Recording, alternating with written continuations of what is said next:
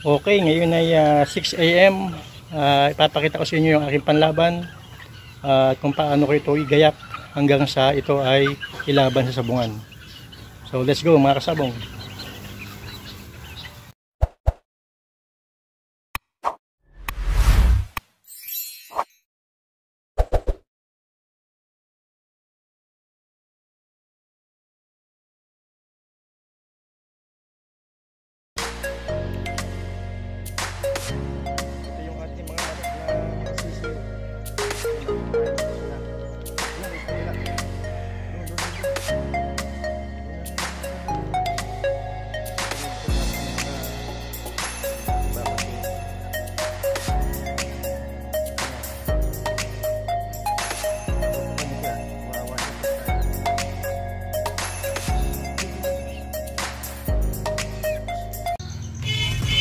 Okay, naibaba na natin yung ating mga manok. Naidamping na natin sila. Napalabas na natin yung kanilang mga ipot. Magaganda. Ngayon, pinapakain natin sila ngayon. Ayan sila, kumakain na ngayon. Yung patuka natin, mild lang yung ating bibigay.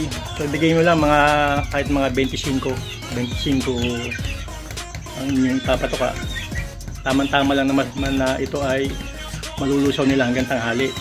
Tapos, pagdating sa sabungan, konting papitik-pitik na lang kung kayo ay mag-lilimber na. Kaya ubos na niya isa. Ito yung ating panlaban, medyo naglulugo na yung buntot. O, buntot lang naman, yung kanyang pakpak at saka yung likod. Ayos pa. Ayan, yung mga native nating panlaban ngayon. Ang ating binigay na patuka ay mais na binabal kagabi.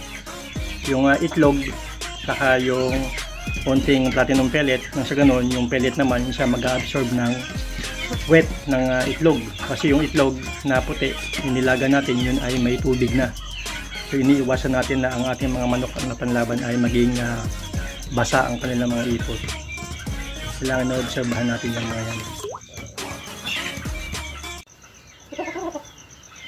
So bali ngayong umaga, day of the fight, pagkatapos nilang kumain, bibigay tayo ng ng 0.15 lang ng Respigen 15 at magsusubo tayo ng Ballplex KQ. Tapos papatak tayo ng 4 na patak na Reload Plus. At bago natin ito ipahinga uli. At mamayang alas 9 ng umaga, biyahe na tayo sa sabungan.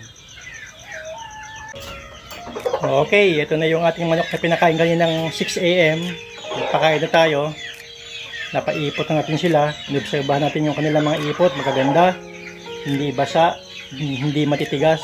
Tama lang na pag ginato mo sa dingding ay didikit. So yun ang ating hinahanap sa manok na panlaban. Tapos lagi yung tatandaan, pagdating ng laban, wag na kayo magpapainom ng tubig.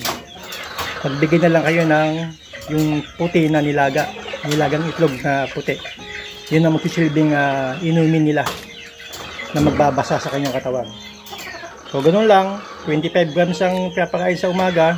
Tapos pagdating sa sabungan, papitik-pitik na lang ng kung anong madalan yung pampatuka. Kung may pellet kayo o may binabad na mais, yun na lang ang bibigay.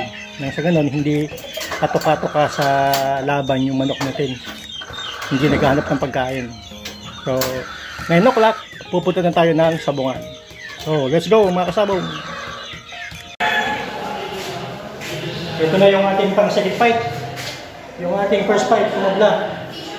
So ito yung ating second fight na panlaban. Matibay yung ating manok, hindi gumibap. Talagang buwis buhay siya. Hindi niya pinabayaan yung ating laban na siya ay matalo. Nagtabla sila mga kasyoki.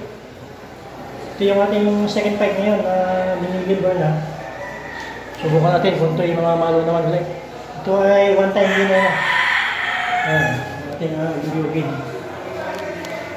Okay. So standby tayo mga kasyoki, no? Okay, good day mga kasyoki. Ito yun, nilaban na aking hinanda sa Trika. Nagka-points tayo ng 2.5. Hindi na lang nakuha yung champion. 2.5 lang tayo. Ito yung ating mga nilaban. Yung ating first fight na tumabla, sayang na sayang. Sana nakuha natin yung premyo, no? Bagaman na, gusto ko lang pakita sa inyo, ito yung ating mga hinanda, tulad sa ating mga ginawa na pagkakondisyon, yun, yung mga kinalabasan, mga syempre, ito na. Ipanalo natin yung ating mga manok na panlaban ngayong linggo. So, salamat mga syempre.